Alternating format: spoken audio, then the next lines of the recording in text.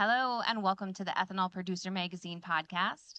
I am your host, Anna Simmet. We are here live at the International Fuel Ethanol Workshop and Expo in Omaha. I am here with Charlie Scott of Golgix. Charlie, hi, welcome to the podcast. Thank you so much for having me.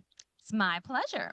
So, we're going to talk a little bit about AI today, Excellent. which I'm excited about.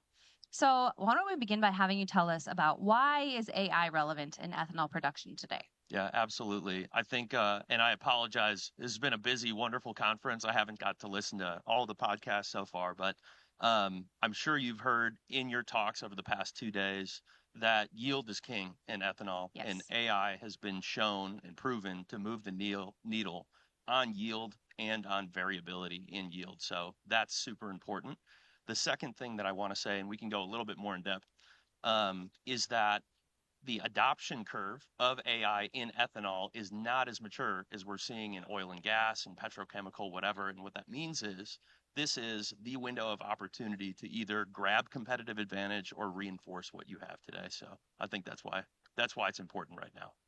Okay. So, where are ethanol producers seeing the biggest impact of AI? Absolutely. I'll get back into yield in a minute, but I think we can go even higher level and we can talk about people, plant, and process. On the people side, what we are seeing is that AI is stitching all of their plant data together in a single time series and allowing them to tell stories and understand why things are operating the way that they are. And second of all, allowing operations leaders to justify to their team, hey, this is why we need to go and make that change. So I think clarity and focus is what people are getting from this and guidance. But if we were going to put a number to it, I think a figure that we are seeing is reducing mean time to resolution, whether we're talking about a maintenance type thing or about a process change that needs to happen by in the neighborhood of 70 to 80%. So really meaningful. On the process side of things, yield again. Um, we know that this is important today. I think producers they might be hitting their targets, but there's so much variability, 10, 20% in terms of the yield that they're hitting. And this is a really hard problem to solve because of the sheer complexity of the process and the amount of data that they're dealing with. So an ethanol producer, 50 to 100 million gallons a year, is producing in their plant between 50 and 600 million data entries a day. So this is so much volume that teams could not act on that data consistently and kind of hit yield. So that's why you're seeing the variability. We're seeing with our solution at least reduction in variability of yield in the 15% range and improving yield, kind of sliding that curve to the right by 5%. And then plant, I'll just mention this very quickly.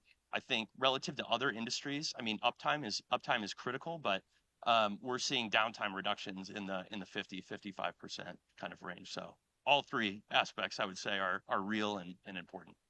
Right. So, should have done this right away, Yeah, but for those who don't know, can you explain what Golgix does? We absolutely. missed that part. Absolutely. Yeah, let's back up. Golgix on the highest level is a production intelligence company. We have AI software that gives operations leaders clarity, foresight, and guidance so that they can improve their yield, they can cut downtime, and they can drive operational excellence by getting their teams on the same page, giving them the information and direction they need to make fast, confident decisions. Perfect. Thank you. Yep. Okay. So, where are most ethanol producers in their AI journey right now? Are we seeing real adoption? Yeah, this is an awesome question. You're seeing real adoption from some people, but like I mentioned, I think that this window of opportunity is still open. I've been in kind of predictive analytics AI for the last 10 years. We're seeing real adoption, like I mentioned, in chemical, petrochemical, oil and gas. And ethanol is a little bit late to the party. But again, what that means is this is going to radically change performance. Again, in terms of if I can improve my yield by 5% for a 100 million gallon per year plant, that's a what is that? It's like a $10 million top line ad. And then you Yeah. reduce variability around that and your team is operating better, more consistently. This is a game changing technology. You have the chance to get in now. So and get ahead now. So, what kind of effort or timeline does it take to see value? Another awesome question, and this will bring me right back to what I said about starting in this industry 10 years ago. I think this is a huge misconception that AI needs to be very complex, that we need to throw not only new software but new hardware at the problem to collect more data. As I said, you're producing in the neighborhood of 50 to 600 million data entries a day. You don't need more data. You need to find the needle in the haystack, and AI is great at doing that. So I would say today, what we are doing as opposed to what was happening 10 years ago, where you have hardware, software, a lot of customization, a lot of services, some providers are moving towards more of a software model, and AI is allowing them to rapidly capture and clean data, capture and clean tribal knowledge, and we're delivering value in 6 to 8 weeks now. And we're certainly seeing in ethanol a payback of well under a year. Wow, that's impressive. Yep. So, who's getting the most value from AI, and how is it changing how they work? Yeah, it could be you. No, I'm just kidding. I think, I hope not. yeah, the most value, like any business and certainly ethanol, all comes down to people. So I think about operations leaders, your plant manager right now, finally, with this type of technology, has the clarity to align their team on fixing the right problems in the first place. The foresight about, based on what's happening right now and patterns that the AI has seen in the past, what's coming, and guidance for how to adjust so that we can reduce variability, we can improve yield, we can prevent things from breaking or fouling or whatever. So I would say that's the biggest one. I mentioned this before as well. Engineering teams love our software because they spend so much time in data treatment, and AI has an ability to clean data and join data extremely quickly. So they love that piece, but also get them right to root cause. So what that does in a stand-up meeting, you're not coming at the start of the day with like, oh, we saw these problems, like what happened and why, which is 80% of that time. Now we know what happened and we know root cause, so we can focus all on what actions are we taking to improve and really shift from a reactive to a proactive mindset, or shift from let's do look backward analysis and solve problems to let's look forward, continuous improvement type activity. Love that. So, what recommendations would you share with ethanol leaders who are interested in getting started or accelerating their AI journey? Yeah, I mean, I'm not going to be the guy to tell you like you must act now. But here's what I'll say.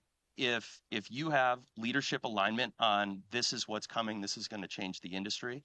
If you have an operations leader who is curious, then you really need to get moving, because then you're just throwing away an opportunity. And the best way to do it is start small.